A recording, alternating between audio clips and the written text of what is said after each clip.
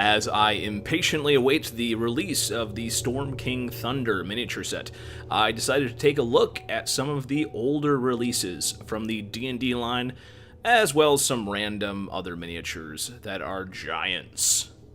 As you can see here, here's some random frost giants as well as a titan as well.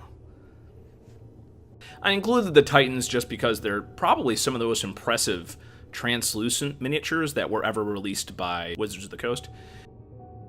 Here is a stone giant miniature next to a frost giant, and a little nameless drow miniature there to show the scale of these guys.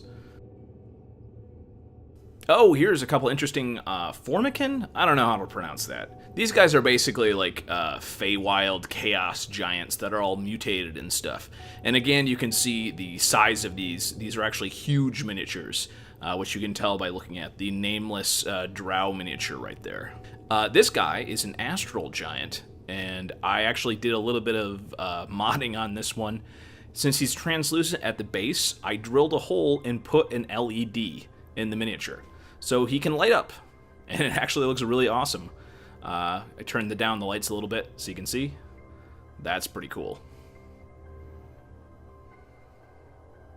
I might actually do a separate video on how I've modded translucent miniatures with LEDs in the future. Oh, we have some Night Gaunts and Night Giants. These basically are from the Shadow Veil. You can use them for a lot of different things. The guy on the left there is a little bit more translucent. Oh, here's an Astral Giant, I believe? No, not an Astral Giant. I don't know what he is. He's a huge miniature, though, and you can see the nameless drow right next to him. Is that an Eldritch? I think that's an Eldritch Giant. A very nice miniature. Again, the huge miniatures, I don't know if we're going to see anything like that when the Storm Giants come out. Here's an old school Fire Giant.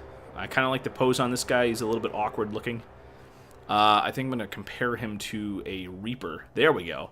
There's the, I painted the one on the right. That is a Reaper Bones, the first release of the Reaper Bones Fire Giant. Like I said, very similar miniatures. The one on the right came out great. I just used basic painting stuff. And again, you can see that these guys are pretty large. They can either be large or huge. Oh, here we go. Here's a Chainmail Hill Giant. Now, this guy is... there's been several versions of this Hill Giant. I love him. I love the fact that he has like a pterodactyl skull for an axe. That's really cool. Again, I didn't do the greatest job painting this guy, but the chainmail miniatures have such great details. It's just amazing. As you can see the kind of close up there. Just this miniature is great. And I'm going to compare that to the recent Gale Force 9 release, which I have not had a chance to assemble or paint.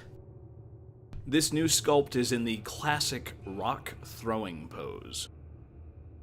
Oh, here is a couple of Cloud Giants.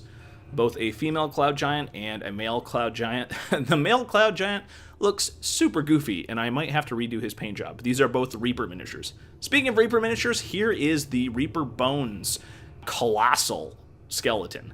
It's an excellent miniature to keep around in case your players feel that regular skeletons are too easily defeated.